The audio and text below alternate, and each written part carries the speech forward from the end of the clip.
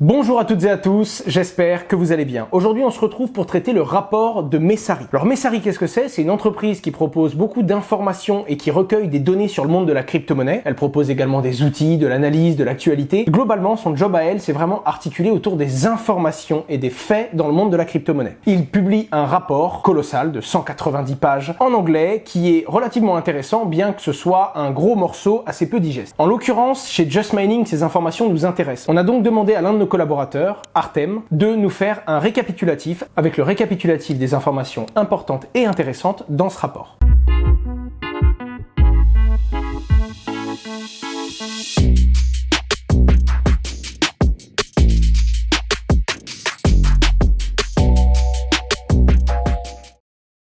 Ce qui est particulièrement intéressant, c'est qu'en regardant et en observant certaines informations du monde de la crypto-monnaie aujourd'hui, on voit se dessiner les lignes fuyantes de ce qui seront les tendances de demain, mais également tous les aspects importants que l'on doit surveiller pour bien comprendre comment se développe cet écosystème. Ça touche à la fois le petit investisseur que la petite et moyenne entreprise jusqu'à l'institution financière. Voilà pourquoi ces informations nous intéressent, c'est parce qu'elles couvrent vraiment l'intégralité de l'écosystème et non pas simplement le point de vue d'une seule personne ou d'une seule entité. Petit disclaimer évidemment, dans cette vidéo, on va vous présenter un récapitulatif du rapport global. Ce ne sont donc pas directement nos propos, mais bel et bien un résumé de cet ensemble d'informations. Évidemment, je saupoudrerai de quelques-unes de mes annotations personnelles, mais dans l'ensemble, il s'agit bel et bien du rapport Messari. Ce rapport complet, vous pouvez le télécharger dans la description, et je vous mets également 2-3 liens pour vous parler de ce que fait Messari. C'est la moindre des choses, étant donné que cette vidéo se base sur leur travail. Cette première vidéo, pour essayer de la rendre le plus digeste possible, traitera sur la moitié de ce rapport. Si ça vous plaît et qu'il y a des bons retours, je vous fais la deuxième partie de ce rapport la semaine prochaine. La première partie, ce sera un gros zoom sur Bitcoin. Plein de choses, la vision globale, Ether vis-à-vis de Bitcoin, l'ETF qui a été proposé dessus, le positionnement de la Chine vis-à-vis du Bitcoin qui a totalement changé cette année. Le deuxième gros point, ce sera la régulation américaine. Et pareil, la régulation américaine, on s'est dit c'est peut-être un petit peu ciblé, pourquoi s'y intéresser? Et quand on zoome, on se rend compte que comme les États-Unis battent la mesure et sont très clairement en train de poser certaines bases pour tout le monde de la crypto-monnaie, et comme les États-Unis sont très puissants dans le monde de la finance, on se rend compte que leurs positions vis-à-vis du Bitcoin sont les plus observées et celles qui rythment le plus le monde de la crypto-monnaie en général. Le troisième gros point, ce sera l'infrastructure du marché, donc ça englobe stablecoin, la crypto-monnaie et le crime, ça englobe d'ailleurs la position de Gary Gensler, du coup qui est le chairman de la Security Exchange Commission, le fameux gendarme de la bourse américaine, mais également un point sur tous les échanges centralisés, les gros gagnants du monde de la crypto. En fin de vidéo, je vous parlerai de toutes les catégories que l'on traitera si on fait un deuxième volume pour traiter la deuxième partie du rapport. Alors globalement, ce qu'on observe, c'est que dans les 12 derniers mois, il y a eu un vrai changement de paradigme pour le monde des crypto-monnaies. Déjà, on parle de ce fameux Web 3 qui arrive. Alors, pour récapituler, si on devait faire très simple, le Web 1.0, c'était Internet où on allait consulter de l'information. On allait simplement lire. Le Web 2.0, c'est celui où on peut aller lire de l'information, mais également en écrire. Tout le monde va aller consulter et va aller produire du contenu, notamment grâce à des plateformes, du YouTube, du Facebook, où tout le monde peut s'exprimer librement. La fameuse troisième phase, le Web 3.0, c'est un monde dans lequel on peut non seulement consulter de l'information, donc lire, où on peut créer du contenu, c'est-à-dire écrire, mais où on peut également posséder ce que l'on écrit. Le problème avec le Web 2.0, c'est qu'il y a beaucoup d'informations qui sont libérées sur Internet, des informations personnelles que l'on ne contrôle pas, il y a des gens qui revendent ces informations, on peut créer quelque chose et se faire voler sa propriété parce que c'est numérique et qu'on peut facilement le voir copier, coller et se faire exproprier quelque chose que l'on a créé, alors qu'aujourd'hui, avec un Web 3.0 basé sur une technologie blockchain, on va pouvoir non seulement maîtriser les informations qu'on laisse sur Internet, mais également les détenir et donc choisir si on veut les vendre ou encore les échanger. Mais on arriverait enfin dans un Internet où on peut contrôler l'information que l'on a proposée et que l'on a publiée sur soi sur le web et à ce moment-là la maîtriser ou du moins suivre cette donnée. Alors dans les tendances, on a eu les bridges naturellement qui sont des protocoles qui permettent d'envoyer une crypto-monnaie en la faisant passer d'une blockchain à une autre, les fameux NFT qui sont montés en puissance, les DAO, les Decentralized Autonomous Organization. Je vais pas m'attarder là-dessus parce que je vais faire une vidéo intégrale sur le sujet d'ici quelques semaines. Elles ont tous fait énormément de bruit. Globalement, c'est arrivé, ça s'est développé, il y a eu de plus en plus de nouveaux termes bien précis pour la simple raison que ça existait déjà avant. Comme il y a eu un développement des différents supports techniques que la blockchain proposait, énormément de gens sont venus, ont proposé des nouvelles solutions, des nouvelles applications. Donc on utilise la blockchain cette fois-ci, pas simplement pour dire ça peut être décentralisé, c'est des particuliers aux particuliers, mais bel et bien pour dire regardez, on peut utiliser la blockchain pour faire tel outil qui répond à tel besoin. Et donc cette montée en puissance de personnes qui viennent essayer, utiliser la technologie pour créer des usages et donc des solutions a fait qu'il y a eu une précision, on va dire, de tous les termes qui sont utilisés. Alors qu'avant on disait crypto-monnaie et on mettait tout derrière, cette année ça s'est précisé. Que ce soit les différents layers, donc les différentes couches des blockchains, que ce soit les protocoles, les applications décentralisées, les NFT, les DAO, on a commencé à mettre des termes plus précis, ou du moins le jargon commun a commencé à s'étendre, alors qu'à l'époque c'était que pour les personnes qui connaissaient très bien la technologie qu'on allait venir différencier toutes ces choses et qu'on n'allait pas simplement utiliser le terme crypto-monnaie. Aujourd'hui, devenir un farmer de finances décentralisées ou un spéculateur de NFT peut et est déjà en train de devenir un métier à temps plein, ce qui n'était pas du tout le cas il y a plus d'un an. Énormément de VC, donc de venture capital, ont investi dans le monde de la crypto-monnaie et on estime que d'ici 5 ans, les crypto-monnaies pourraient représenter jusqu'à 7% du portefeuille des venture capital. On observe également que l'argent ne sort pas de l'écosystème des crypto-monnaies, c'est-à-dire qu'il est investi de l'extérieur vers cet écosystème, mais qui va circuler d'un projet à l'autre pour continuer à le développer. On n'a pas vu de Bitcoin taper les 100 000 $, en tout cas pas en 2021, et il n'y a pas eu non plus de flip que beaucoup de gens attendaient, c'est-à-dire un Ethereum, le réseau Ethereum et l'intégralité des Ethers en circulation, qui arrive à se valoriser plus que le réseau Bitcoin. Il y a eu naturellement l'émergence des blockchains d'infrastructure, c'est-à-dire plein d'autres blockchains qui se disent plus rapides, plus scalables, moins coûteuses que Bitcoin et Ether, et il y a eu une émulsion de plein de nouveaux projets qui proposaient de régler des problématiques avec un angle plus ou moins différent, en essayant de s'imposer et de devenir peut-être un jour la blockchain d'infrastructure que tout le monde utilise. Bien qu'Ether n'ait toujours pas fait sa mise à jour et proposé le fameux Ether 2.0, qui a été renommé d'ailleurs Consensus Layer, qui sera plus scalable et beaucoup moins énergivore que la version actuelle d'Ether, en attendant ce réseau reste quand même le réseau le plus utilisé pour toutes les applications décentralisées et toutes les différentes applications concrètes et utiles qu'on observe sur la blockchain aujourd'hui. Les ETF et les IPO donnent une bonne visibilité au secteur. Alors les ETF, c'est les produits financiers traditionnels, mais qui permettent d'investir sur les crypto-monnaies. Et les IPO, ce sont les entrées en bourse d'entreprises crypto qui rentrent dans le marché traditionnel. Une IPO, c'est une introduction en bourse, pour faire simple. Et c'est écrit ici, alors ça donne beaucoup de visibilité au secteur, mais ce qui a été globalement compris et perçu, c'est que c'est comme un diplôme d'université. C'est très important pour les personnes âgées,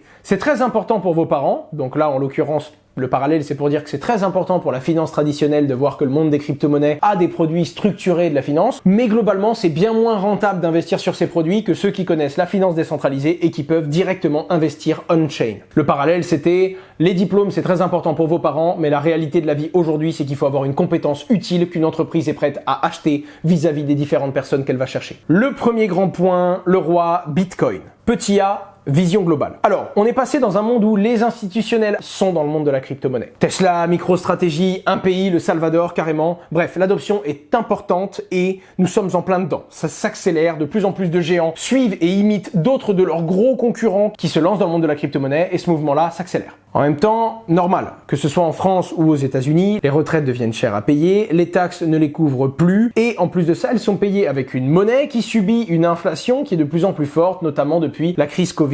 Aux États-Unis, ça a même tapé une pointe à plus de 6% d'inflation par an. Naturellement, les gens se tournent vers d'autres solutions d'investissement et s'intéressent à d'autres types d'actifs. Petit b, Ether vis-à-vis de ce fameux roi Bitcoin. Alors, beaucoup parlent d'un flip, du moment où la blockchain Ether et tous les Ethers vaudront plus que tous les Bitcoins en circulation. Ce n'est pas arrivé cette année. Et d'ailleurs, ce que dit le rapport, c'est que c'est un petit peu dommage de faire une comparaison entre les deux parce qu'il faut comparer ce qui est comparable, finalement. L'Ether est une plateforme qui va servir à faire des calculs et à produire des applications, d'accord? C'est globalement l'innovation de la programmabilité. Ça, c'est mon point de vue personnel, mais là où Bitcoin est arrivé pour poser la base la plus sécurisée possible, c'est le cas de son Proof of Work, et pour avoir finalement le rôle de l'or numérique, l'Ether, lui, son objectif, c'est simplement de dire, ok, Bitcoin a apporté l'innovation de la blockchain, de ce qu'on pouvait faire. Maintenant, nous, l'objectif, ce serait de proposer un langage simple et de proposer à plein de gens de venir utiliser cette fameuse boîte à outils que nous proposons, l'Ether, qui va permettre à plein d'entrepreneurs d'utiliser ces outils pour créer des solutions, des crypto-monnaies, des applications décentralisées, de la finance décentralisée, etc.,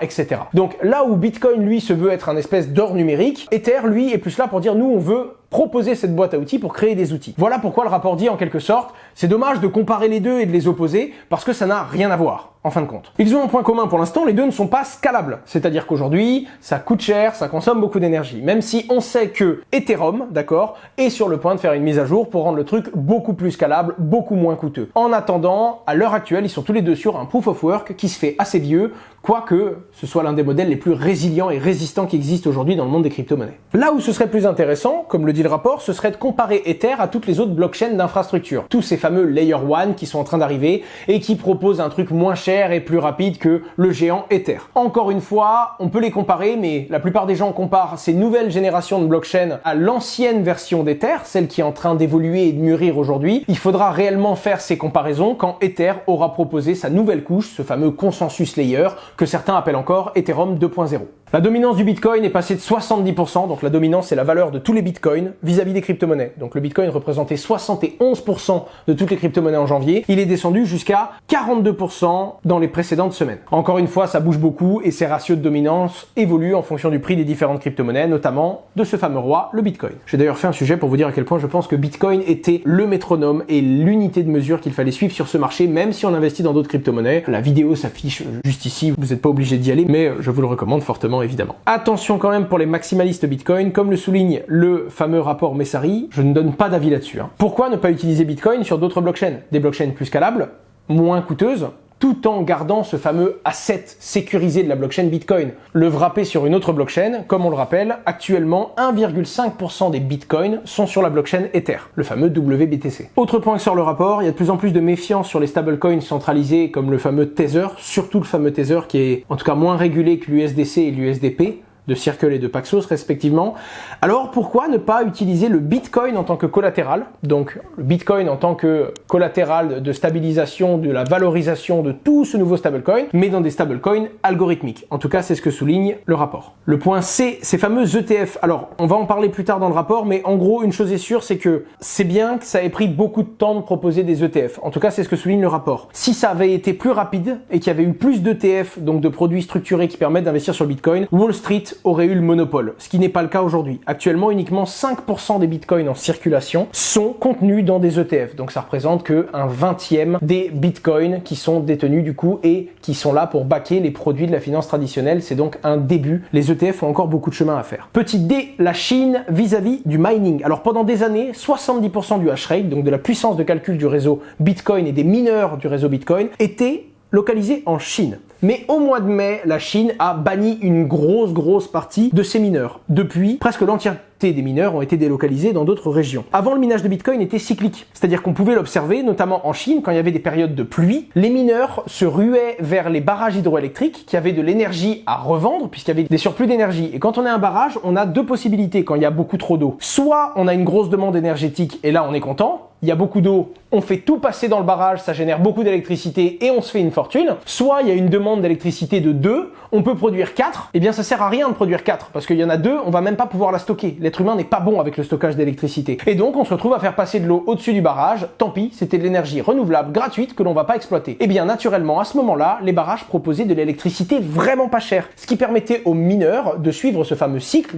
quand il y avait beaucoup de pluie, et d'aller migrer les fermes de minage vers les barrages hydroélectriques, qui en gros vendaient de l'électricité pas cher, pour ne pas dire extrêmement peu cher, quand il y avait les saisons des pluies, et donc que l'électricité était très facile à générer de façon renouvelable. J'ai trouvé que c'était très intéressant à souligner. Rayal Selki, le CEO de Messari, celui qui a réalisé cette étude finalement, est persuadé à plus de 70% que la Chine autorisera à nouveau le minage en 2022 et qu'elle reviendra sur sa décision initiale. Le point C, Clean Energy Stimulus. Alors, il y a, selon le rapport, deux façons d'utiliser le minage pour la bonne cause et donc d'optimiser cette dépense énergétique. Moi, je suis plus d'avis pour dire qu'il y en a trois, mais zoomons sur ces deux premières. La première, utiliser ce surplus d'énergie. Par exemple, si on prend l'ensemble des fuites de gaz dues à la surproduction de la ressource de gaz aux États-Unis, le minage de Bitcoin pourrait tourner pendant 1 an. Juste avec le gaz gaspillé aux USA. Donc il y a des vraies optimisations à faire là-dessus. Le deuxième gros point que souligne le rapport, c'est qu'on peut utiliser le minage pour amortir la construction de centrales à énergie verte. Exemple très simple, installer une centrale solaire, d'accord, donc des milliers de panneaux solaires pour générer de l'énergie renouvelable. C'est un investissement qui va s'amortir en 15 ou en 20 ans. C'est quelque chose de très long pour rembourser avec l'énergie générée, l'installation et l'investissement. Et bien comme les fermes de minage peuvent rapporter en fonction des périodes et en fonction de la rentabilité du mining énormément plus d'argent, ça peut servir pour justifier des installations plus long terme et donc justifier des centrales à énergie verte, et que ce soit des éoliennes, que ce soit des panneaux solaires ou que ce soit des barrages hydroélectriques qui étaient trop chers à installer, peut-être que les installer avec une exploitation minière dans un premier temps pourrait justifier ces investissements et aider les amortissements. Et donc à ce moment-là, aider réellement la planète en installant de plus en plus de fermes d'énergie renouvelable et justifier financièrement tout ça grâce à un business plan basé sur le minage. Le troisième point que moi je vois, c'est la fameuse récupération, parce que vous le savez, un mineur de crypto-monnaie qui sécurise des transactions et qui consomme 1 kWh d'électricité génère exactement autant de chaleur qu'un chauffage qui consomme 1 kWh d'électricité. Dans les deux cas, ça consomme autant, ça génère autant de chaleur, sauf que dans l'un des deux cas, on a juste chauffé de l'air, dans l'autre cas, on a chauffé de l'air et sécurisé des transactions. Bref. Petit point, si le Bitcoin atteint le cap des 20 trillions de dollars, donc 20 000 milliards de valorisation, il représenterait actuellement 1% de la consommation énergétique de la planète. Au moment de la rédaction de la thèse, c'est moins de 0,1%. Le meilleur moyen d'encourager le minage propre, ce serait d'attribuer des budgets de développement pour toute initiative de mining ou de sécurisation de blockchain verte. Le dernier point, le point F, c'est le Proof of Stake face au Proof of Work. Proof of Work qui est le modèle de sécurisation de la blockchain Bitcoin et le modèle actuel d'Ether, bien qu'il va évoluer. C'est une phrase que je vous cite du rapport, le Proof of Stake marche parce que le Proof of Work a marché avant ça. Dans le Proof of Work, on a affaire à des ordinateurs qui font un calcul indépendamment de qui détient la monnaie, d'accord ? Les mineurs, ils font un calcul bien indépendant de qui détient les bitcoins. Et donc cette monnaie peut devenir centralisée au fil du temps. Imaginons, alors c'est une bêtise, mais imaginons qu'une personne rachète tous les bitcoins en circulation, la supply, donc la monnaie, elle peut être centralisée. En ce qui concerne le proof of stake, ce sont les plus gros holders qui vont avoir le pouvoir, c'est-à-dire ceux qui détiennent la monnaie directement. Donc pour dire qu'il y aura une vraie décentralisation dans un modèle de proof of stake, il faudra qu'on observe des réseaux où il y a énormément de validateurs différents. Des validateurs, ce sont les gens qui maintiennent les nœuds qui sécurisent les transactions. Aujourd'hui, qu'on regarde des blockchains plus ou moins centralisées ou décentralisées, on se rend compte que très souvent, sur la plupart des blockchains en proof of stake, on voit tout le temps les mêmes validateurs. On voit des KuCoin, on voit des Binance, on voit des Staked, etc., etc.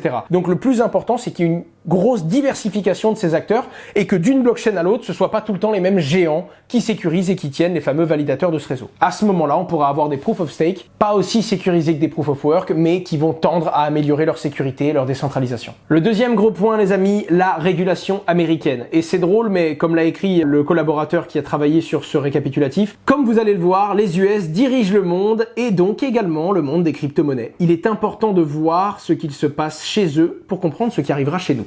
Cette phrase est extrêmement juste. Le grand A, ce sont les risques. Une fois que le marché des cryptoactifs a dépassé les 3000 milliards, les États-Unis ont mis ça en priorité de régulation. C'est-à-dire que c'est devenu la priorité absolue de mettre en place une politique vis-à-vis de cette classe d'actifs. Et donc, il y a différents risques associés aux crypto-monnaies, d'un point de vue des États-Unis, évidemment, mais d'un point de vue de l'ensemble de l'écosystème. Le premier, ce sont les risques d'exchange. Les échanges de crypto-monnaies n'ont pas ou peu d'assurance en cas de hack. Et donc, naturellement, il peut y avoir de gros impacts si jamais il y a des cyberattaques, de bugs, ou encore lorsqu'il y a un trafic élevé et que la plateforme ne suit pas. Puisque les exchanges sont la porte d'entrée de monsieur tout le monde dans le monde de la crypto-monnaie, c'est ces derniers qui ont le devoir d'éducation et de formation vis-à-vis des plus débutants. Deuxième gros constat, les stablecoins et le lending. Apparemment, ces derniers enlèveraient de la force au dollar américain. En tout cas, c'est ce que la Security Exchange Commission a envie de dire. Et donc, c'est eux qui enlèvent de la force à la monnaie nationale. Actuellement, la Fed a deux choix. Soit elle perd le contrôle, l'USDT, ce fameux Tether qui n'est pas maîtrisé par les États-Unis, soit au contraire, elle se range derrière des acteurs qui sont régulés et qui sont très bien cadrés aux États-Unis, comme par exemple l'USDC de Circle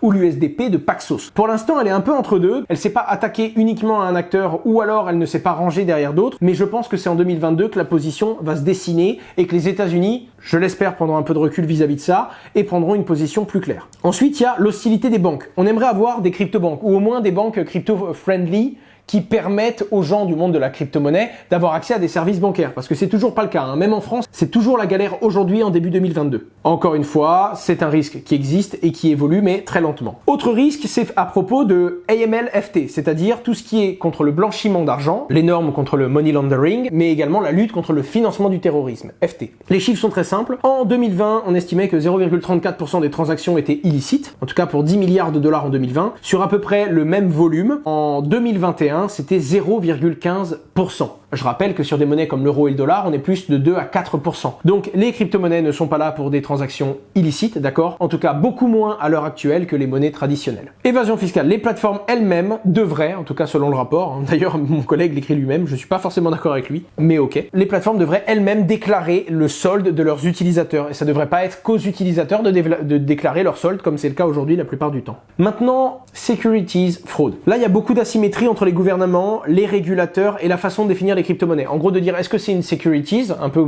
comme on va dire une action en bourse, hein, ou est-ce que c'est autre chose, est-ce que c'est un autre actif. Et il y a une confusion parce que on veut dire que c'est une monnaie des fois, mais on veut pas dire que c'est vraiment une monnaie, donc un peu quand ça nous arrange. Et comme on n'arrive pas à bien définir ça, ou en tout cas comme le régulateur n'arrive pas à bien définir ça, très dur pour lui de définir une régulation et un cadre légal totalement cohérent. Il y a également un point sur la vie privée et la protection de cette vie privée, les transactions de pair à pair, de particulier à particulier, et la déclaration d'actifs détenus sur son propre stacking / sa ledger est un abus de pouvoir sur la vie privée. C'est-à-dire que beaucoup de gens estiment, à juste titre, selon moi, que devoir dire qu'est-ce que l'on délègue, qu'est-ce que l'on stake dans la blockchain, où sont notre argent et qui est finalement derrière une adresse privée, est un abus de la vie privée. On doit pouvoir garder ce pseudonymat. Alors, c'est là que c'est assez délicat, parce qu'on arrive dans un point où, oui, mais le jour où quelqu'un abuse avec une adresse et ses fonds et qu'il fait quelque chose d'horrible, on a envie de savoir qui est derrière l'adresse, naturellement. Et à l'inverse de ça, si tout le monde doit donner son identité pour dire c'est moi derrière cette adresse, c'est un abus de la vie privée pour beaucoup de gens. Donc il y a un entre-deux sur la fameuse limite du côté anonyme. Être anonyme, c'est bien pour la vie privée, mais ça permet à certains d'être anonymes, et même si c'est une minorité comme on vient de le voir en pourcentage, les gens qui sont anonymes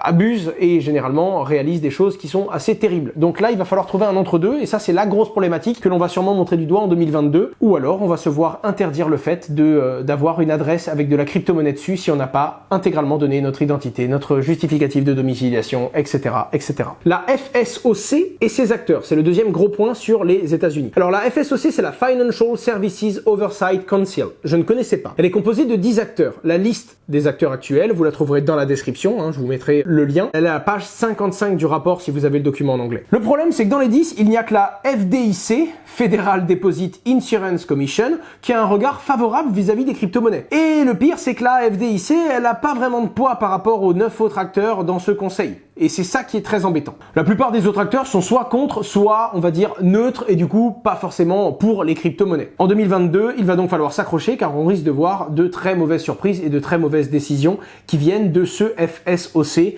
vis-à-vis des crypto-monnaies. Le troisième point, c'est les fameux lobbies. Alors, mon collègue écrit, c'est moi qui ai choisi ce nom-là parce que ça y ressemble fortement, mais je sais pas si le mot lobby est bien adapté. En attendant, si les gouvernements et que cette fameuse FSOC est globalement contre les crypto-monnaies, finalement, qui se bat pour son bon développement? Et là, c'est ce que ressort la liste de Messari. Alors évidemment, Messari à travers son travail, mais il y a le Coin Center, que je ne connaissais pas, qui lutte surtout pour l'éducation et l'information au sein de ses acteurs, la Blockchain Association, d'accord, qui fait du lobbying intensif et qui a énormément de backers majeurs au milieu et donc de financement. Quand il y a beaucoup de gens qui viennent supporter l'initiative, elle a de l'argent et donc elle a des moyens. Le Crypto Council for Innovation, que je ne connaissais pas non plus, un acteur nouveau avec énormément de financement et de soutien de la part d'acteurs majeurs de la blockchain et de grosses entreprises. Le problème, c'est qu'ils n'ont pas d'infrastructure ni d'organisation pour le moment et donc il y a beaucoup à faire. A16Z Policy Team, A16Z, c'est l'un des plus gros fonds d'investissement au monde qui investit dans les projets de crypto-monnaies, qui avancent très rapidement, qui ont énormément d'argent et donc beaucoup de moyens, et qui essayent d'avancer énormément, notamment sur le web 3.0. Et il y a également la chambre du commerce digital, The Chamber of Digital Commerce en anglais,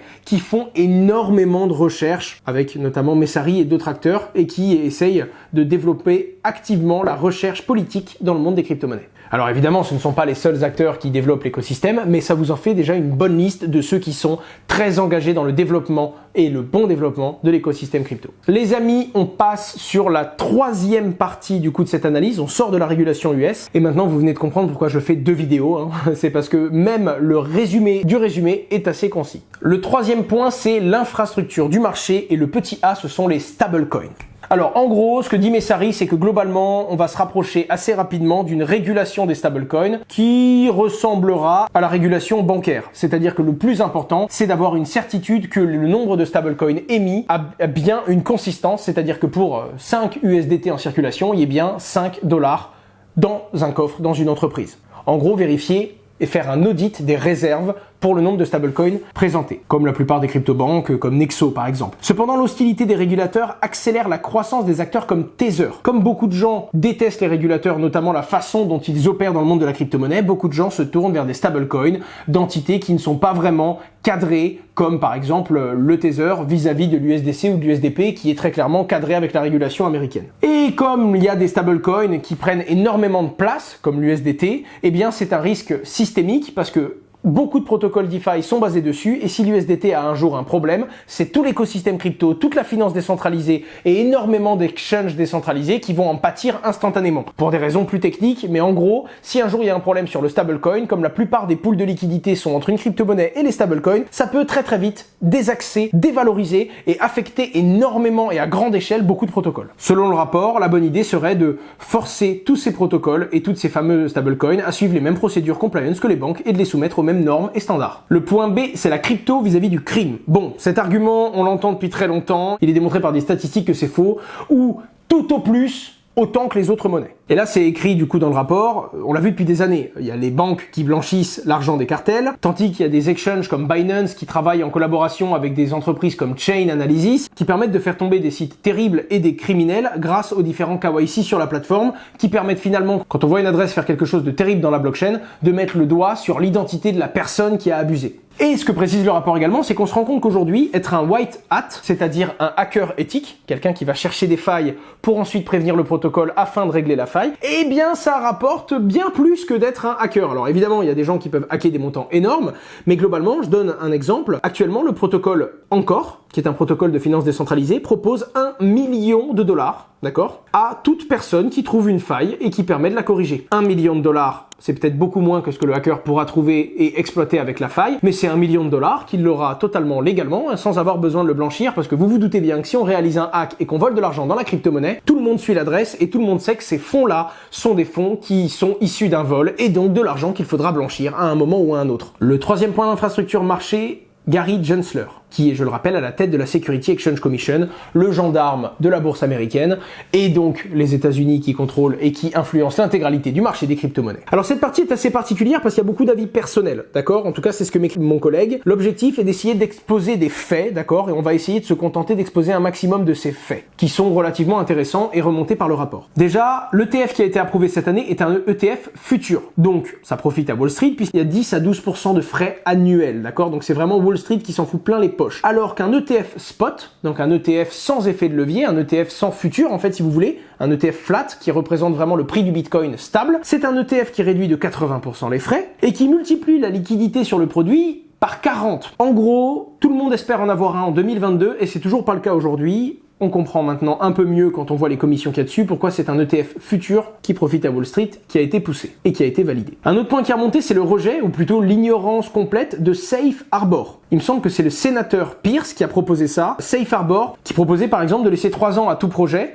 pour se mettre en place avant de se rendre conforme aux exigences américaines. Une fois régulé, les amendes peuvent être administrées par la Security Exchange Commission si les 3 ans d'après, la personne n'a pas respecté ses conditions. Le but, c'était de laisser une marge de manœuvre et de l'oxygène à tous les projets pour se développer. Parce que là, il y a plein de projets qui ne se lancent pas parce qu'ils ont peur du jour au lendemain d'être requalifiés et d'être considérés comme hors la loi et ne respectant pas les règles américaines. Cela aurait pu éviter également un massif dump des créateurs d'XRP par exemple. Alors moi, comme pour ceux qui me connaissent, je suis pas particulièrement fan d'XRP, mais globalement, la Security Exchange Commission a attaqué en justice XRP en disant qu'il n'était pas conforme et même si on n'a pas le fin mot de l'histoire, qu'on ne sait pas s'ils sont coupables ou non coupables, les gens ont eu peur et le token XRP s'est effondré. À ce moment-là, ça veut tout simplement dire que c'est pas juste, parce qu'avant même d'avoir le fin mot de l'histoire et avant même de savoir s'ils étaient hors de la loi ou non, ça les a affectés et ça a affecté leur développement. Ça aurait pu, par exemple, le Safe Harbor aurait pu totalement éviter ça. Et d'ailleurs, Gary Gensler, dans certaines interviews, quand on lui parle du Safe Harbor qui a été recommandé par une sénatrice, eh bien ça aurait pu éviter ce genre de problème-là. Gary Gensler passe totalement à côté de la question et ne l'a simplement pas consulté, comme s'il en avait littéralement rien à cirer. Volontairement ou non, on n'en sait rien, mais en tout cas, c'est très clairement sa position. L'autre point, c'est qu'il n'y a aucun autre investissement que Bitcoin qui est considéré. Même Ether n'est pas considéré comme un investissement en crypto à grande échelle, en tout cas dès qu'on parle à des pays ou du moins à des forces aussi grosses que la Security Exchange Commission. En tout cas, cela force le propos déjà évoqué précédemment, il faut plus de défenseurs de la crypto-monnaie à Washington, que ce soit au gouvernement ou dans le monde des décideurs. Et là pour le coup c'est vrai aux États-Unis, mais c'est vrai même ailleurs. À surveiller cette année année, comment la régulation va affecter tous les prêteurs de crypto-monnaies. Il est très probable qu'il y ait de gros changements négatifs dans ce milieu parce que le lending, comme Coinbase a voulu le proposer, les prêts et les emprunts crypto, le lending a été considéré par la Security Exchange Commission comme des securities. Et même s'il n'y a aucun fondement légal qui permet de le justifier, Coinbase n'a pas eu le droit de proposer aux gens de prêter de leur crypto-monnaie pour avoir des rendements sans aucune raison valable de la SEC. Ils ont simplement dit non, vous n'avez pas le droit et on estime que vous ne pouvez pas. Ça, c'était le point C sur Gary Gensler. Le point D, un point sur les Centralized Exchange, en tout cas ceux qui performent le plus et une liste de quelques géants. Coinbase, qui possède encore the first mover advantage, c'est-à-dire premier arrivé, premier servi en quelque sorte, malgré leurs frais. En réalité, ils sont quand même rentrés en bourse et ils ont développé leur gamme de produits, donc ils arrivent à bien garder cette place. Binance, qui a énormément de soucis avec le régulateur, mais qui pourrait avoir une bonne résolution si, comme par exemple ils sont en train de le faire, s'ils font rentrer un pays à leur capital. En effet, si un pays rentre au capital de Binance, Binance aura totalement le droit d'exercer dans ce pays et pourra maintenir sa position de monopole. De la même façon, ils s'intéressent énormément à l'Europe pour installer leur headquarter, l'Irlande ou encore la France, ça, ce sont les mois qui viennent qui le préciseront. On a également FTX, qui a un développement incroyable, et c'est de par la position de son CEO, qui est très malin, puisqu'il intervient auprès du Congrès, il a financé la campagne de Biden, il a simplement tout compris. Et donc cet exchange qui veut, en plus de ça, être très régulé, a probablement l'un des plus beaux avenirs dans le monde de la crypto-monnaie. Un dernier que je ne connaissais pas et que je découvre dans ce rapport, c'est Republic Crypto, qui a une approche intelligente et qui considère que toutes les crypto-monnaies sont tradées comme des securities. Et donc à ce moment-là, si jamais le Congrès américain reconnaît les cryptos comme des securities, ils seront déjà prêts. Le point E, les gagnants majeurs du monde de la crypto-monnaie. Alors, visiblement, selon le rapport, ce sont les custodians, c'est-à-dire les entreprises qui détiennent les fonds pour leurs clients, qui seront les grands gagnants sur le long terme. Pour plein de raisons. D'ailleurs, Just Mining propose un service de custodian. Les gens peuvent déléguer dans la blockchain, mais ils peuvent aussi déposer et nous confier l'argent sur la plateforme. Pour plein de raisons, notamment une raison de gouvernance. Parce que mine de rien, quand les gens vous donnent leur crypto-monnaie pour travailler leur crypto-monnaie dans la blockchain, c'est vous qui les avez, c'est vous qui avez le droit de vote, etc., etc.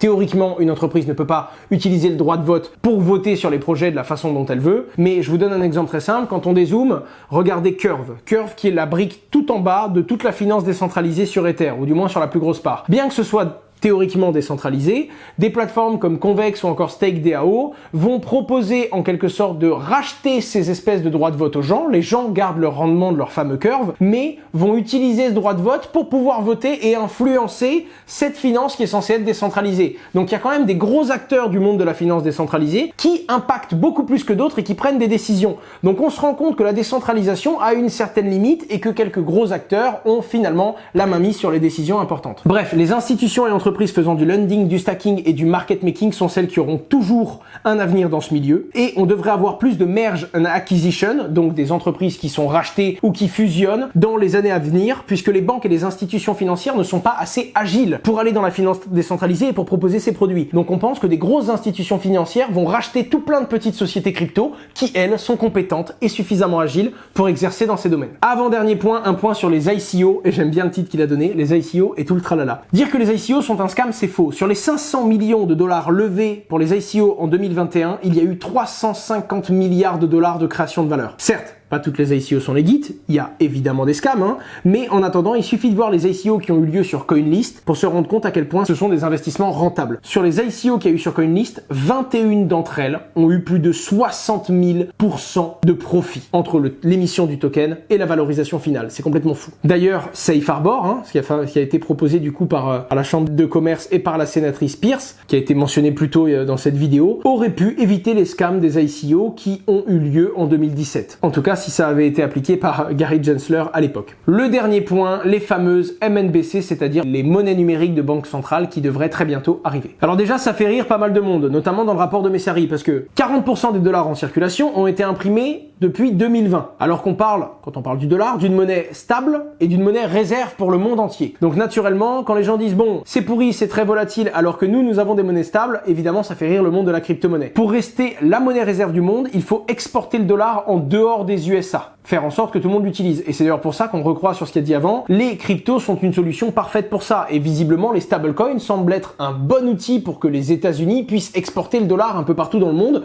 puisque c'est d'ailleurs les stablecoins les plus utilisés sont basés sur le dollar. À plus de 90% si je dis pas de bêtises. Il y a très peu de stablecoins euros ou encore sur le yuan, etc. Je cite, pour qu'une banque nationale accepte une monnaie émise par un autre État dans son système bancaire, il faut être totalement fou. De plus, les États d'aujourd'hui n'ont pas de plateforme ni la technologie qui permettrait d'émettre une monnaie numérique de banque centrale. En gros, pour faire simple, plein de petites banques qui gèrent la monnaie de l'État, c'est faisable. Mais une banque centrale qui commence à proposer elle-même la monnaie, à gérer elle-même les KYC, c'est-à-dire l'identité de chaque utilisateur, de veiller à ce qu'il n'y ait pas de blanchiment d'argent, donc avoir toutes les normes AML, anti-money laundering, ou contre le financement du terrorisme, ça demande énormément d'infrastructures. C'est très très lourd pour toutes les petites banques de retail, mais pour la banque centrale qui, elle, émet juste la gestion globale de cet écosystème, les banques centrales ne semblent pas être équipées aujourd'hui pour émettre une monnaie numérique de banque centrale. Mais surtout, imaginez les risques de hack. On parle pas de hacker une banque qui avait une réserve, non. On parle d'hacker la monnaie de banque centrale. Donc une monnaie qui, elle,